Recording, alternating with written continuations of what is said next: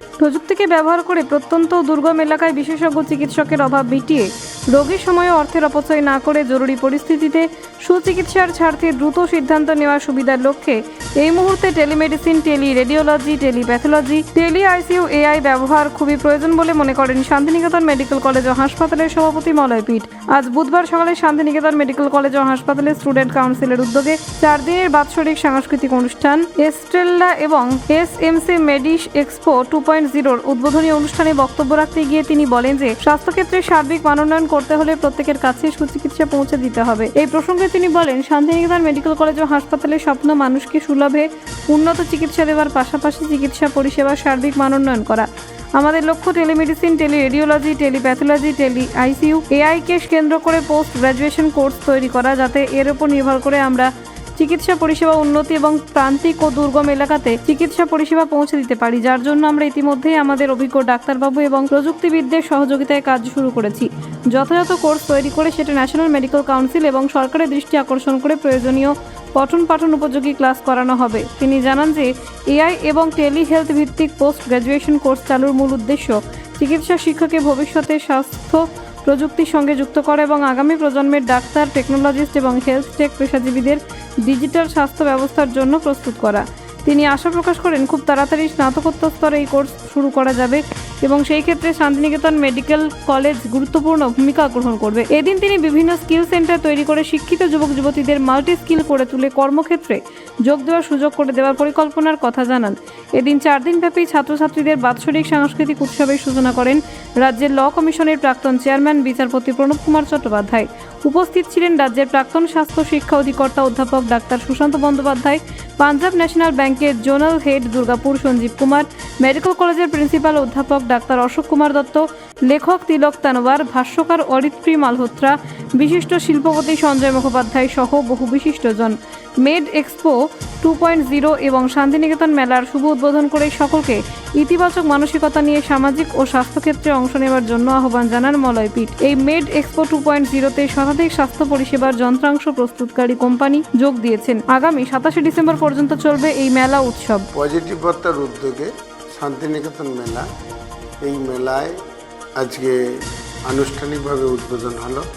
গ্রামীণ বিভিন্ন শিল্প, খাদ্যের বিভিন্ন দ্রব্য যেগুলি বিক্রির উদ্দেশ্যে আসে, খুব সুন্দরভাবে তেনারা বিক্রি করতে পেরেছেন এবং কাল থেকে অনেক বেশি দোকান বসবে।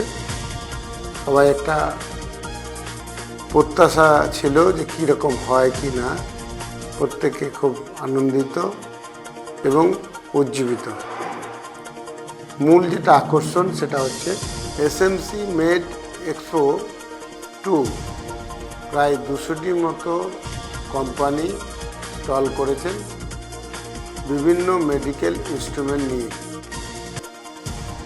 এই স্টল ভিজিট করেছেন বহু ছাত্রছাত্রী, মেডিকেল, নার্স, প্যারামেডিকেল রিলেটেড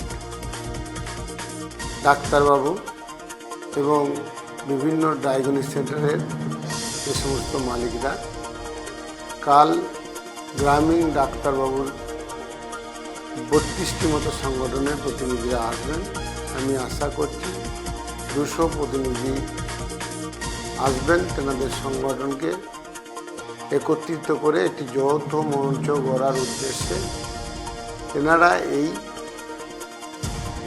এক্সিবিশনে অংশ নেবেন। কিছু সেমিনার হবে, সেখানে অংশ নেবেন।